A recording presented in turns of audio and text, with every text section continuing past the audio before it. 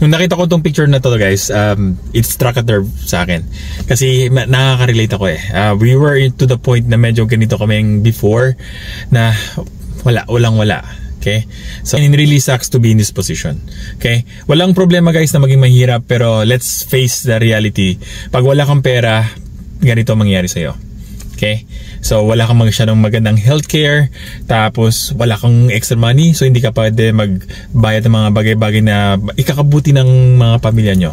Like, sa scenario na to, mahal magkasakit guys. Super mahal. Lalo sa ganitong scenario na biglaan, na kailangan ng mga malalaking equipments, and eto mga BiPAP na machine na katumbas ng pump na to, super mahal yan guys. Daily basis yan ha.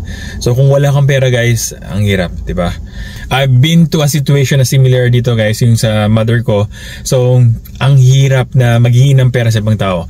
Lalo na ngayon kasi super hirap ng economy natin, di ba? And lahat ng mga tao naghihirap, so hindi basta-basta makapaghirap ng pera.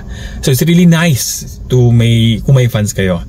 So, this was my motivation before guys, na to have a better life, to get more income sa life, para magkaroon ako ng emergency funds, para hindi ako magkaroon ng ganitong scenario ulit.